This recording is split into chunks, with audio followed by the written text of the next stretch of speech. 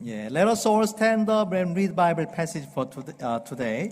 시간에 함께 일어나서 하나님의 말씀 읽도록 하겠습니다. The Bible passage for today will be from Acts chapter 1 verses 3 to 8. 1장 사도행전 1장 3절부터 8절 말씀 같이 읽도록 하겠습니다. 시작. 그가 고난받으신 후에 또한 그들에게 확실한 많은 증거로 친히 살아계심을 나타내사 40일 동안 그들에게 보이시며 하나님 나라의 일을 말씀하시니라.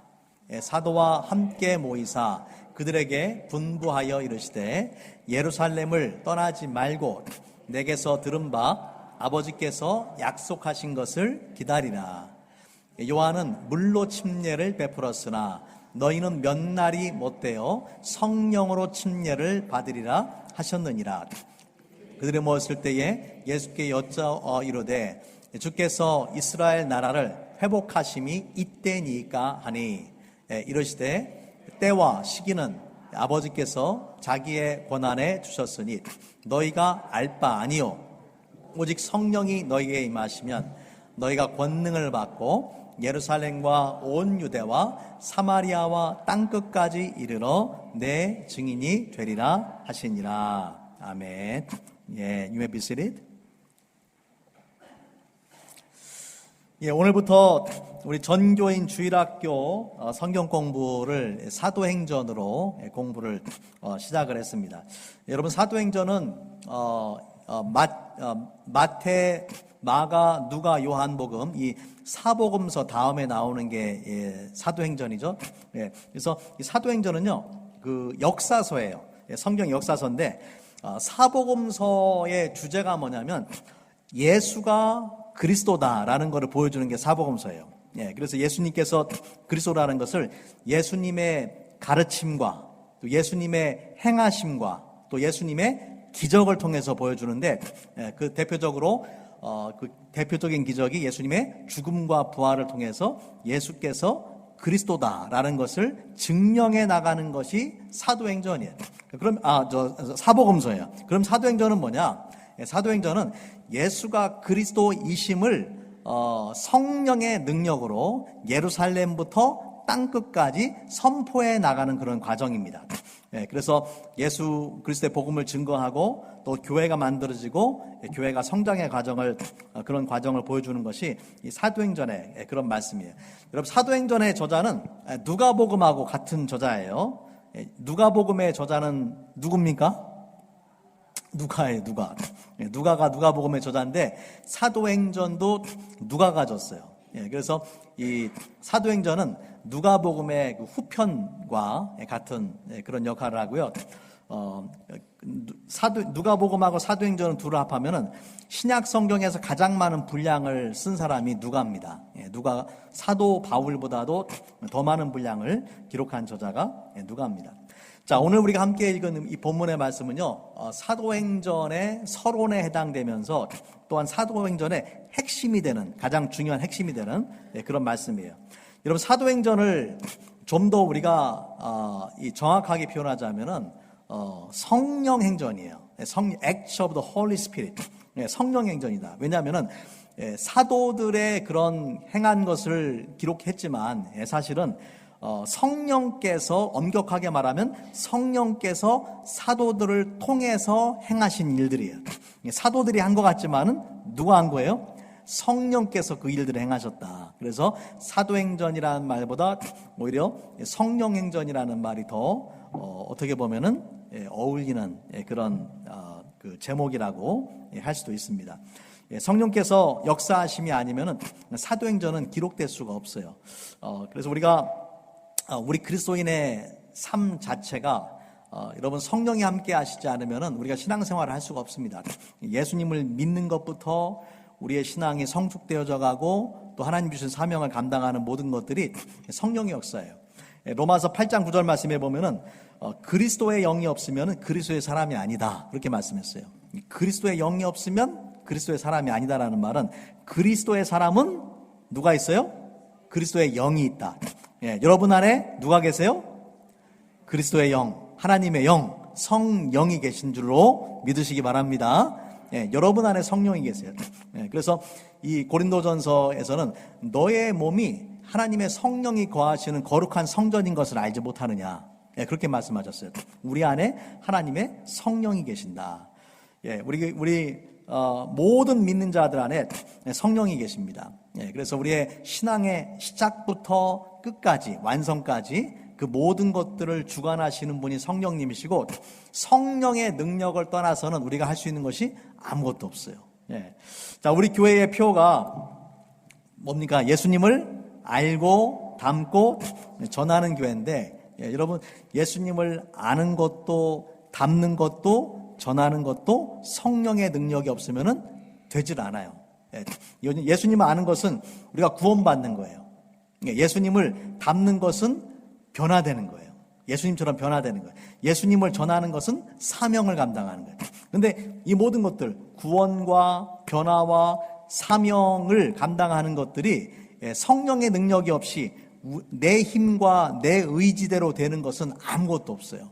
그래서 우리가 이 성령의 능력을 아는 것이 또 중요하고, 이 성령의 능력을 경험하는 것이 너무나 중요합니다.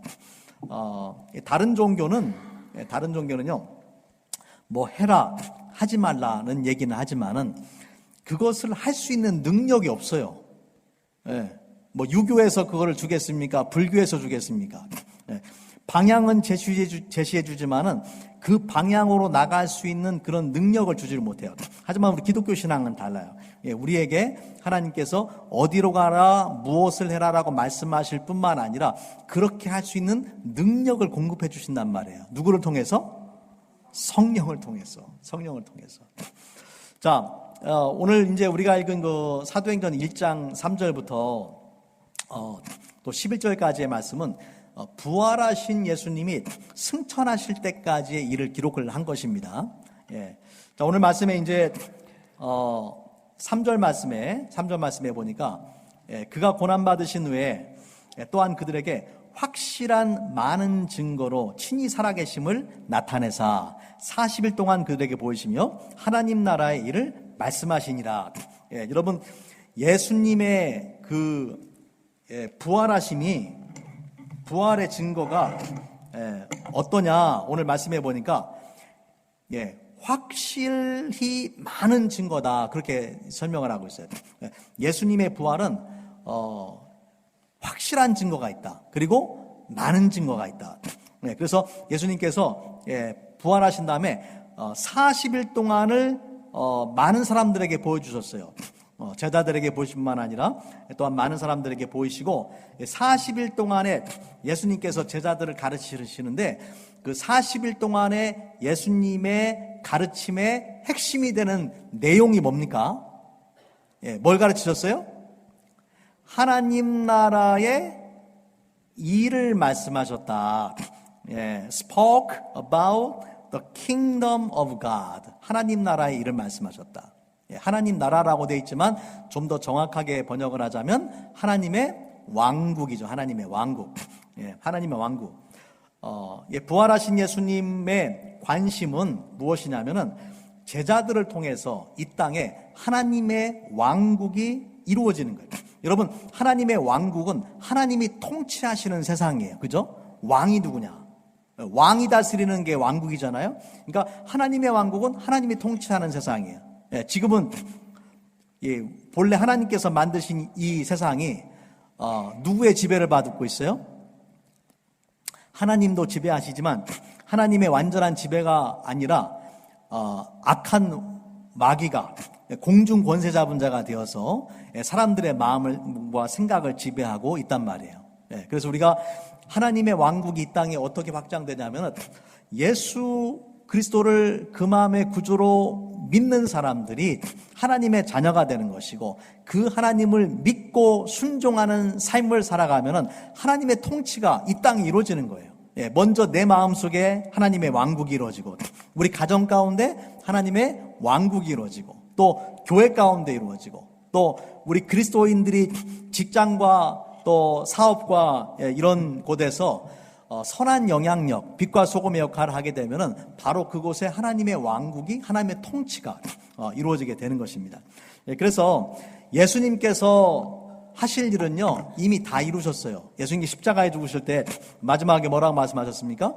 다 이루었다 말씀하셨어요. 그러니까 예수님이 해야 될 몫은 다 끝났어요. 그런데 이제 누가 해야 될 몫이 있냐면은 제자들이 해야 될 몫이 남았어요. 저와 여러분이 해야 될 몫이 남았어요. 그것이 뭐냐면은 바로 하나님의 왕국을 이 땅에 확장해 나가는 일입니다. 언제까지? 예수님께서 다시 오실 때까지, 재림하실 때까지, 예수님 재림하실 때까지 이 땅에서 우리가 하나님 나라를, 하나님의 왕국을 확장하는 그 일을 해야 되는 거죠. 자, 그러면은 어떻게 제자들이, 어떻게 저와 여러분이 하나님 나라를 이 땅에 확장시키는 일을 할 수 있느냐? 자, 오늘 말씀에 이제 4절과 5절에서 이렇게 말씀을 했어요. 자, 사도와 함께 모이사 그들에게 분부하여 이르시되 예루살렘을 떠나지 말고 내게서 들은 바 아버지께서 약속하신 것을 기다리라. 약속하신 기다리라. 요한은 물로 침례를 베풀었으나 너희는 몇 날이 못되어 성령으로 침례를 받으리라. 예수님께서 제자들한테 예루살렘 떠나가지 말아라. 예루살렘에서 기다려라. 무엇을 기다리면 아버지께서 약속하신 것을 기다려라. 그렇게 말씀하셨어요. 여러분, 아버지가 약속하신 게 뭘까요? 아버지께서 약속하신 것? 자, 아버지께서 약속하셨다라고 말씀을 하시고 나서 5절에 가니까 어떤 약속을 해주냐면 성령으로 침례를 받으리라. 그렇게 말씀하셨어요. 그러니까 아버지가 약속하신 게 뭡니까? 성령의 침례가 바로 하나님께서 약속하신 선물이라는 거예요. 그것을 기다려라. 떠나지 말고 성령 침례를 기다리라. 그렇게 말씀하셨어요. 여러분, 성경은요 하나님의 그 약속들이 굉장히 많이 나와요. 하나님의 약속들이 많아요. 그리고 인간 아버지는 약속을 하고도 안 지키잖아요. 안 지킬 때 많잖아요. 저도 못 지킬 때 많은데, 근데 하나님 아버지는 약속을 반드시 지키시는 거예요. 반드시 지키신다. 그 대표적인 것이 바로 하나님께서 메시아에 관한 약속들을 구약에 많이 말씀을 하셨는데 그 약속 그대로 예수님께서 메시아로 이 땅에 오셔서 하나님의 메시아에 관한 모든 예언들을 하나하나 성취한 것을 우리가 볼 수가 있습니다. 자, 그런데 이 구약 성경에는 메시아에 관한 약속만 있는 것이 아니라 누구에 대한 약속이냐면 바로 이 성령에 대한 약속들이 많아요. 성령에 대한 약속들. 자, 대표적으로 이 성령에 대한 약속을 보면은 우리가 이제 오늘 말씀은 아니지만 사도행전 2장에 오순절날 성령이 임하니까 그 제자들이 막 방언을 하기 시작했잖아요. 자기들이 모르는 방언을 하기 시작했어요. 그러니까 모였던 사람들이 다 놀랐어요. 그때 베드로가 서서 일어나서 그들이 보고 있는 그 현상이 무엇인지에 대해 설명을 해주는데 그것은 바로 구약의 요엘 선지자를 통해서 약속하신 그것을 너희가 지금 성취된 것을 보는 것이다 라고 그렇게 이야기를 합니다. 자, 요엘을 통해서 하나님께서 어떤 약속을 해주셨는가 우리 같이 한번 읽어볼게요. 요엘서 2장 28절 29절 시작.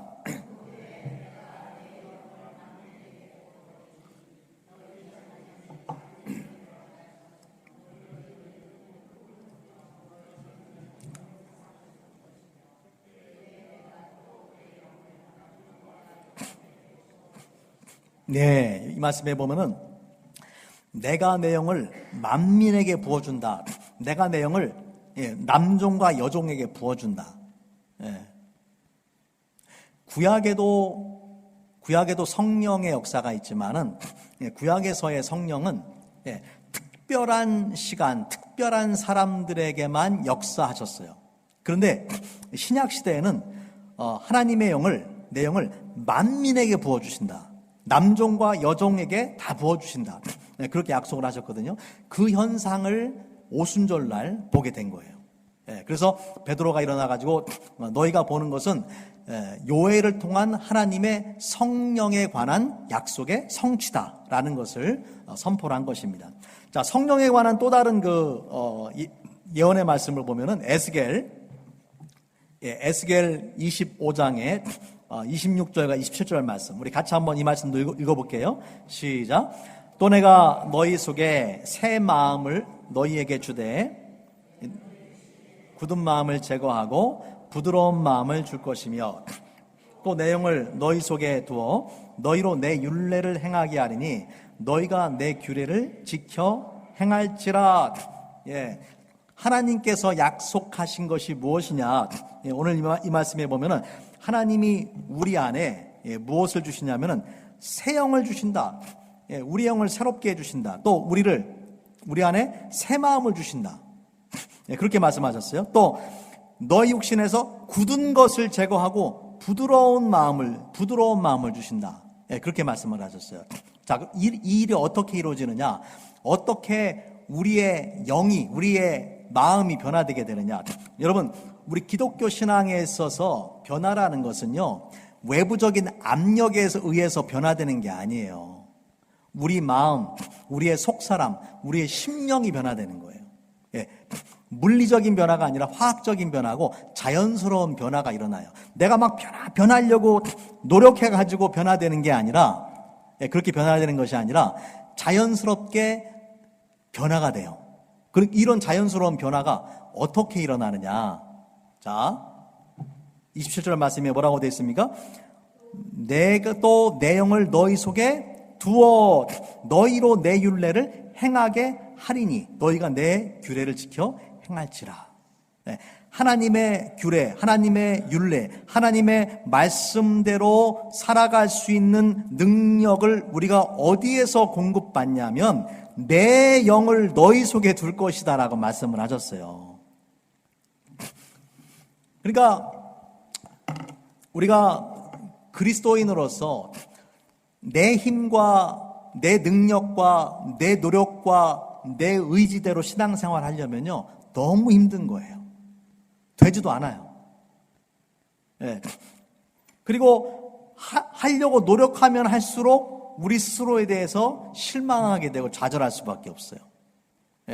그런데 하나님의 성령이 우리 안에 함께 하시면은 우리의 속사람을 변화시켜 주시고 우리에게 새 영을 허락해 주셔서 우리가 하나님 말씀대로 살아갈 수 있는 능력을 주신단 말이에요. 내가 하려고 하면 안 돼요. 하나님의 뜻이 무엇인지 아는데도 나는 지켜 행할 수가 없어요. 하나님이 하지 말라고 하는데 내가 계속 한단 말이에요. 그걸 누가 바꿔줘야 되느냐면 하나님의 성령이 바꿔주셔야 돼요. 속사람이 변화돼야 되는 거예요. 예를 들면 내가 누군가를 아무리 용서하려고 해도 하나님의 말씀이 우리에게 용서하라고 하는데 용서가 안 돼. 용서를 하려고 노력해도 안 된단 말이에요. 그러나 하나님의 성령이 우리의 마음을 터치해 주시면 어떻게 됩니까? 우리 안에서 굳은 마음을 제거하고 부드러운 마음을 우리한테 허락해 주시고 증오와 미움과 분노가 사라지게 하시고 그 사람을 용서하고 용납할 수 있는 마음을 하나님께서 우리 안에 부어주신다라는 거예요. 여러분, 이것이 성령을 통한 그런 변화들입니다. 물리적 변화가 아니라 화학적 변화가 일어나요. 자연스러운 변화가 일어나요. 내가 하려고 노력하면 절대 안 돼요. 하나님의 성령이 역사해 주시면은 그냥 되는 거예요. 그냥 돼요. 죄라는 걸 알면서도 인간은 죄를 선택합니다. 그러니까 괴롭잖아요. 그러나 성령이 오시면은 그 죄를 거부할 수 있는 능력을 주시는 거예요. 자, 5절 말씀. 다시 5절 말씀으로 돌아가서 5절 말씀에 보면은 이렇게 말씀을 했어요. 자, 요한은 물로 침례를 베풀었으나 너희는 몇 날이 못 돼요? 성령으로 침례를 받으리라. 여러분, 우리 교회에서도 얼마 전에 이제 세 분이 침례를 받으셨는데, 여러분, 침례의 의미가 뭡니까? 로마서 6장 3절과 4절 말씀에 보면요, 침례는 예수 그리스도와의 연합이에요. 물 침례가 상징하는 것은 예수 그리스도와의 연합이에요. 그리스도와 내가 하나가 되는 것인데, 먼저는 물 속에 들어가는 것은 예수님과 함께 나의 옛사람이 죽는 것을 상징하는 것이고, 물에서 나오는 것은 예수께서 부활하신 것처럼 내가 그리스도와 연합해서 새로운 존재로 새로운 삶을 살겠습니다라는 것을 선포하는 것이 바로 이 침례식이란 말이에요. 예. 그리스도와 함께 나의 옛사람이 죽고 그리스도와 함께 새로운 존재로 살아가는 것을 상징하는 것이 바로 침례인데, 여러분 중요한 것은 무엇이냐면은 이렇게 우리가 각오하고 이렇게 기도하고 선포하고 침례를 받았지만 그렇게 살고 있는가 하는 것이 중요한 거죠. 내가 그렇게 침례를 받았어도 그렇게 살지 못할 때가 많단 말이에요. 여전히 우리의 죄악된 욕심과 욕망대로 살아가고 나의 옛사람의 모습대로 살아가는 때가 많단 말이에요. 거룩하고 존귀한 하나님의 자녀답게 살아야 되는데 그렇게 살지 못할 때가 너무나 많다라는 것이죠. 그리고 그렇게 살려고 하면 할수록 안 되다 보니까 자기 자신에 대해서 실망하고 좌절하게 되는 것입니다. 그러나 여러분 기억하십시오. 우리가 새로운 존재로 살아갈 수 있는 능력을 공급해 주시는 분이 있으신데 그분이 바로 누굽니까? 성령님이시다. 여러분, 물침례가 상징하는 삶을 살으려면은 성령 침례를 받아야 되는 거예요. 물침례 받았어도 성령 침례를 받지 못하면 물침례가 상징하는 삶을 살 수가 없다라는 거예요. 물침례 받은 사람이 성령 침례를 받아야지, 그래야만 물침례가 상징하는 삶을 내가 살아갈 수가 있다라는 것입니다.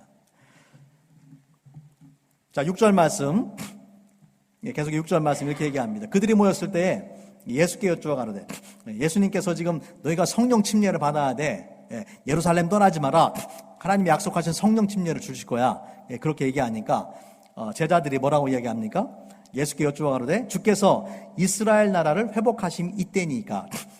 하나님의 나라에 대해서 말씀을 하시니까 제자들은 어떤 생각을 했냐면은 이스라엘을 로마의 그 속국에서, 식민지에서 벗어나서 독립국을 만드는 것으로 그렇게 생각을 했던 것이죠. 그래서 이스라엘 나라를 회복시키는 것이 이때입니까? 그때 주님께서 뭐라고 말씀하시냐면 7절 말씀해 보면은 이르시되 때와 시기는 아버지께서 자기의 권한에 주셨으니 너희가 알 바 아니다. 때와 시기는 묻지 말아라. 아버지의 권한이다. 또 다른 말씀에 보면은 아들도 모르고 천사도 모른다.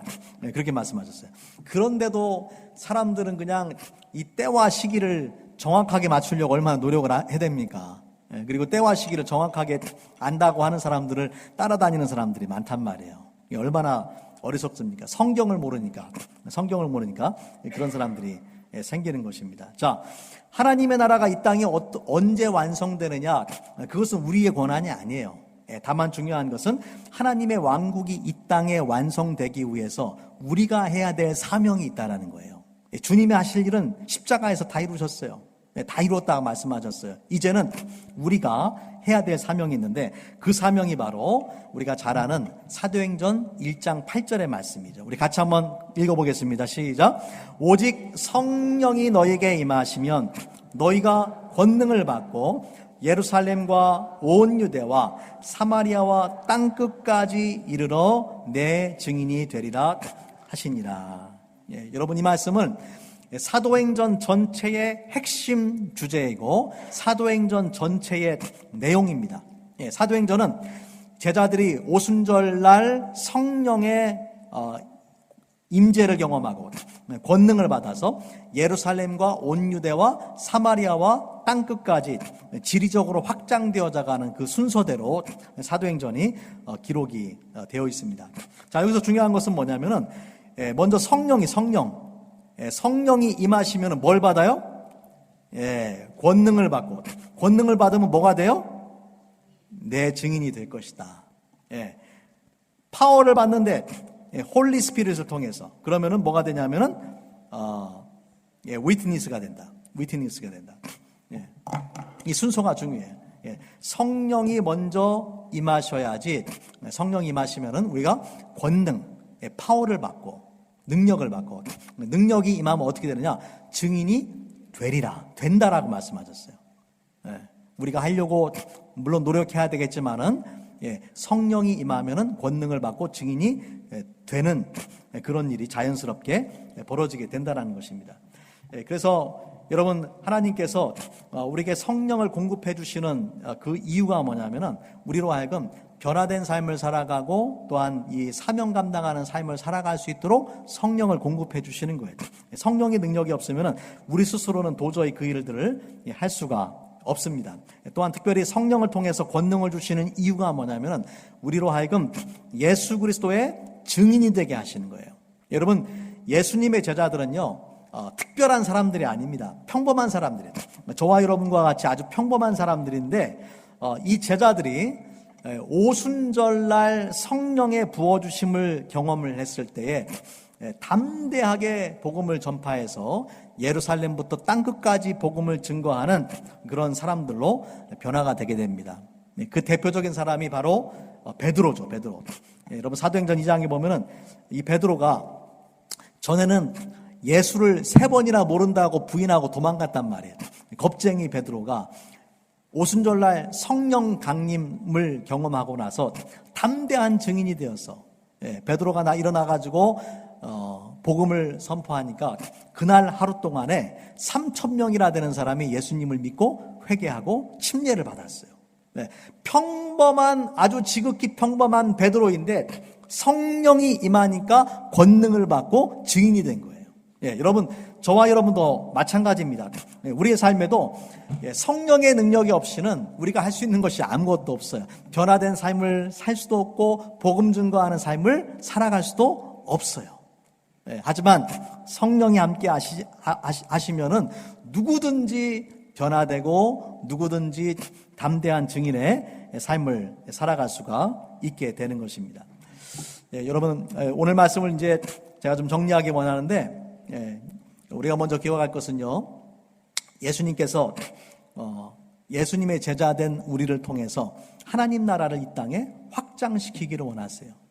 우리를 통해서 복음이 선포되어지고 더 많은 영혼들이 예수님을 구주로 영접하게 될 때에 이 땅에 하나님의 통치가 이루어지고 하나님의 왕국이 확장되어져 가는 것입니다. 그런데 중요한 것은 이 사명을 감당함에 있어서 나의 인간적인 생각이나 계획이나 노력이나 의지만으로는 절대로 이 사명을 감당할 수가 없다라는 것이죠. 일은 오직 성령의 능력으로만 이루어질 수밖에 없습니다.